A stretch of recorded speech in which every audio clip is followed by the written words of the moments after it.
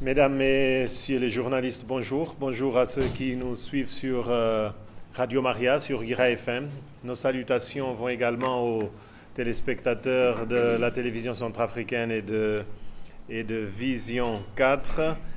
Ce matin, je suis avec le porte-parole de la force, le lieutenant-colonel Nkom Ndaira Guié, et la porte-parole de la police Wana, Andrea Popescu. Nous commençons par vous présenter quelques images des activités du leadership, le représentant spécial qui était aux côtés du président de la République vendredi dernier lors du déplacement à Pawa. Sur la photo de gauche et sur la photo de droite, la représentante spéciale adjointe et coordonnateur humanitaire qui s'est rendue quant à elle à Ndélé pour vérifier la situation humanitaire. Elle est partie avec d'autres partenaires, notamment du système des Nations Unies. Quelques mots, et le porte-parole de la force en parlera, c'est la poursuite de l'opération dans la localité de Pawa et environ pour obtenir le départ du MNLC et du RJ. La force qui poursuit ses activités quotidiennes. Sur ces images des patrouilles menées à Kagabandoro, des patrouilles mobiles, des patrouilles pédestres, des patrouilles de nuit pour prévenir des violences. Mais la force également sur ces images, l'escorte des convois commerciaux, la sécurisation des activités humanitaires et des activités sociales, les CIMIC comme on les appelle, avec ces consultations médicales. On revient sur l'image précédente, ces consultations médicales et sur les consultations médicales et distribution de matériel scolaire. Ceci pour la force. Du côté de la police, il y a beaucoup de questions sur le recrutement des 500 candidats aux forces de sécurité intérieure. Comme il a été annoncé la semaine précédente, les visites médicales ont commencé à Bangui. Ma collègue de la police en parlera également. Les statistiques sur les violations et abus des droits de l'homme commis entre le 17 et le 23, nous en parlerons dans quelques instants. Nous parlerons également par rapport à Bangui et aux efforts de cohésion sociale, la poursuite des dialogues intercommunautaires dans le 3e, le 5e et le 8e. Hier, il y a eu une session, demain, il y aura une autre.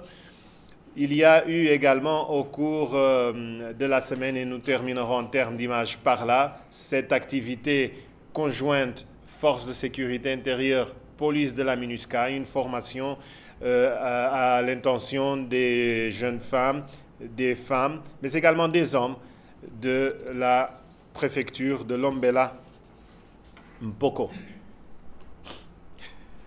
J'ai montré tout à l'heure des images du leadership dans les régions. Les activités se sont poursuivies également ici au quartier général. Hier, le leadership de la MINUSCA, notamment le représentant spécial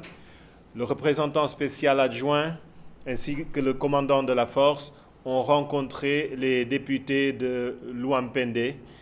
Les parlementaires centrafricains de cette circonscription, de cette préfecture, ont été briefés sur l'opération Baranga, qui est menée par la force, comme nous l'avons dit, pour obtenir le départ des éléments du mouvement national de libération de Centrafrique, MNLC, de Mahamat Bahar, et de Révolution et Justice d'Armel Mayo. Ça fait partie des activités régulières que nous avons avec les différents acteurs pour parler des actions qui sont menées.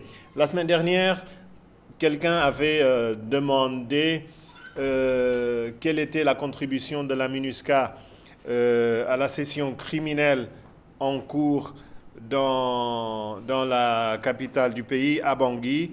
Nous voulons dire ce matin que la MINUSCA apporte son soutien à la session criminelle en cours dans le cadre du projet conjoint MINUSCA, PNUD, ONU Femmes. Un projet conjoint qui est financé avec de nombreux bailleurs, notamment des gouvernements des États-Unis, de la France, des Pays-Bas et du Danemark. Il s'agit d'un appui technique et financiers, mais la MINUSCA a participé également aux actes préparatoires de la session, notamment avec les sessions de travail hebdomadaires avec le procureur général de Bangui. La session criminelle est observée par la MINUSCA à travers ses deux divisions, celle de la justice et celle des droits de l'homme. À la fin, il y aura un atelier d'évaluation qui sera organisé avec les magistrats centrafricains. N'est-ce pas? La MINUSCA apporte, comme vous le savez, nous en avons parlé la dernière fois, un soutien sur le plan sécuritaire avec la force et la police dans le cadre de Bangui Task Force. C'est l'entité qui est chargée de la sécurisation de la capitale centrafricaine. Chapitre droits de l'homme, au cours de la période entre le 13 et le 23 janvier 2018, la division des droits de l'homme de la MINUSCA a pu vérifier et documenter 46 incidents d'abus et de violation des droits de l'homme qui ont fait au moins 48 victimes. Il s'agit d'une baisse par rapport à la semaine précédente où il y avait eu 81 incidents pour 95 victimes. La baisse est liée à une amélioration du délai de traitement des cas de détenus en garde à vue par des agents étatiques. Les agents étatiques font partie des auteurs présumés, mais surtout aussi les éléments des groupes armés. Cette semaine, nous avons documenté les Anti-Balaka, le MPC, le FPRC d'Abdoulaye Hissène, le FPRC, la LRA et la coalition FPRC-MPC. Nous revenons sur ce que nous avons projeté tout à l'heure, c'est-à-dire les dialogues intercommunautaires en faveur des déplacés, candidats au retour dans les 3e, 5e et 8e arrondissements.